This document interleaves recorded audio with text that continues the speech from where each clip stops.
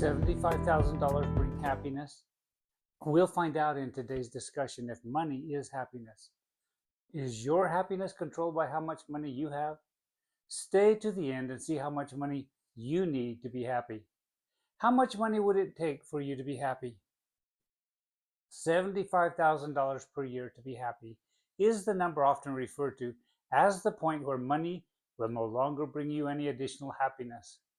This is largely due to a widely misquoted study conducted by two gentlemen, Daniel Kahneman and Angus Deaton, from several years ago. Since this was published, people have perpetuated this idea that conveniently falls in line with other quotes like, "Money can't buy happiness," and "Money is the root of all evil." However, it's simply not true. The first clue that this study is not accurate is in the title, "High Income Improves Evaluation of Life, but Not Emotional Well-Being." End of quote. The translation, which claims that people with higher incomes don't necessarily experience higher levels of day-to-day happiness. They do generally have a more positive outlook on life long term. This fact of human nature can be hard to understand, yet there is a tendency of humans to revert to a relatively stable level of happiness despite any major life events, positive or negative. Psychologists have noticed this tendency in humans and refer to it as the hedonic treadmill, which is the observed normal character of humans to quickly return to a relatively stable level of happiness despite major positive or negative life changes. For example, if you were to win the lottery, you would likely be in the state of euphoria at first. But as time passes and you've used your credit card more times than you could count, the novelty of the situation will soon pass. This is not because of ingratitude, it's just human nature. This has become your new normal. The same effect happens in reverse. If you get fired, you will no doubt experience a drop in happiness. But after you break the news to friends and family and find a new job, you will eventually return to a relatively consistent level of happiness. Now, there is a bit more to this study than just one quirk of human psychology. One component overlooked is the process by which these researchers eventually came to their conclusion. The study was conducted on 709,000 households, which were asked to give details about their income and their answer to the questions pertaining to human happiness, like, how often do you feel stressed? How do you think your life will look in 5 years? And how often do you smile, etc. Their answers then produced a score on the Cantril Platter, which is a general ranking system rating people from hopeless depression to thriving prosperity. What is interesting is that this study suggested that the USA, where the study was conducted, did very well generally in day-to-day indicators like smiling, laughing, enjoyment of activities, but did very poorly in long-term indicators like stress, because the USA ranked fifth highest of all the 151 other countries where similar studies have been conducted. Overall, though, the 709,000 households did quite well with an average Cantril score of 6.76 out of 10, which puts it only behind Scandinavia, Canada, Switzerland, and New Zealand. So don't worry, the American spirit is alive and well. But here's what is most people are getting wrong. More income did noticeably increase long-term happiness indicators in the households that were studied. It just didn't really have much of an impact on short-term indicators. Now, $75,000 a year income, according to this study, is the generally accepted point at which money doesn't become a day-to-day struggle, but may still be a limiting factor towards more long-term goals like buying a home, getting out of debt, retiring, or simply going on a nice holiday. Or at least that's the massively oversimplified conclusion.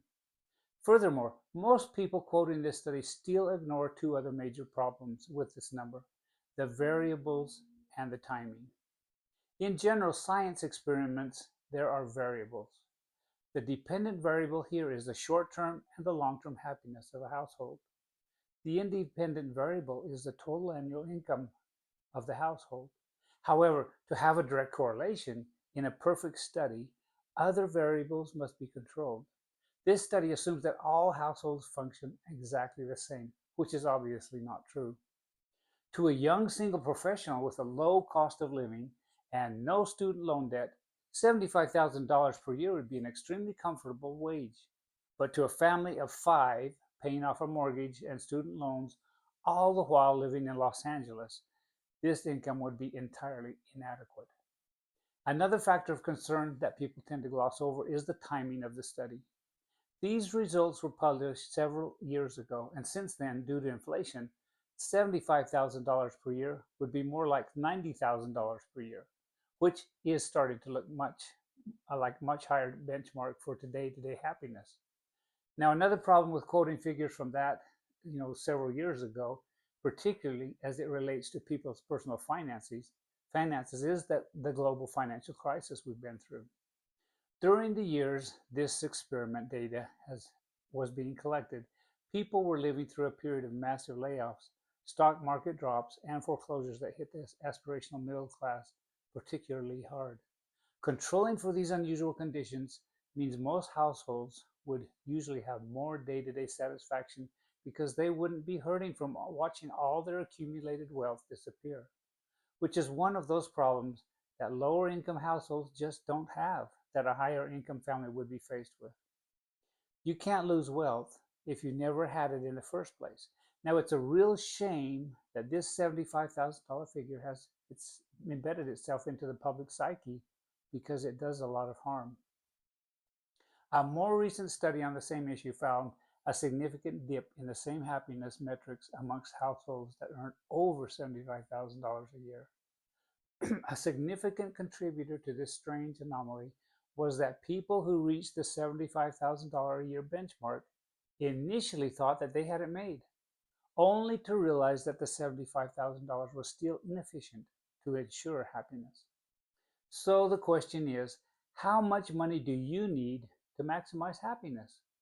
The answer is more. And while that sounds like the most unsatisfying answer there is, it's just about as accurate as it gets.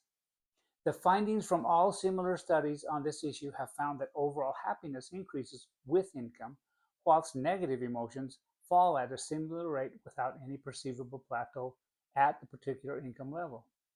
It does, however, have a logarithmic relationship, leading to diminishing returns of every additional dollar. What this means is that if a person went from an income level of $25,000 per year to $50,000 per year, their happiness metrics might increase by 50%. If someone added that same $25,000 pay raise to a salary of $250,000, that impact would be far less significant. Instead, they would need to increase their salary by $250,000 per year to achieve the same increase in happiness as the low-income household. A happiness builds with proportional increases in income, not nominal increases. Hence the reason that you need more income to be happy. People were found to be the most satisfied if they were receiving consistent, predictable increases in their income through pay raises, promotions, or business growth.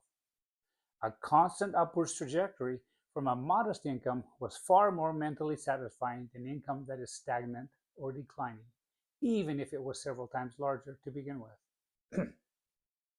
Which makes sense. A constant supply of the small rewards keeps the happy brain juices flowing. The final thing to understand about this thinking is how this data actually works. When researchers condense and review data, they are looking for a simple correlation. They also look for how significant the data is, or how much of the outcome is explained by the relationship between what they were studying. In this case, that would be the relationship between happiness and income, as opposed to the numerous other factors that also contribute to happiness. The researchers of this paper found that this relationship accounted for about 37% of the expected variance, which is huge, but it still means that 63% of people's happiness was determined by other factors. These other factors are things like health, meaningful relationships with family and friends, spirituality, and even things with a negative relationship with income, like work-life balance. The upshot of this is that someone in a modest income could still be happier than a very wealthy person who was unhealthy, lonely, and constantly stressed over work that they couldn't separate themselves from. Remember, the Bible verse says, the love of money is the root of evil, not that money is evil. We need money in order to survive in this world, and the more money one has, the more good a person can do, and the happier a person can be. All we need to do is walk a city street and see the misery and sadness that a lack of money can cause. If we work to get money with the right intent to do good, then we are loving people, not the money. But let us know what you think. How much money do you think you need to be happy? The comments help everyone who watches this channel, and it would be interesting to see all of them, all of the differing opinions on this. Please watch my other videos, like and share this discussion, and keep coming back for more insightful financial and life coaching. Thank you.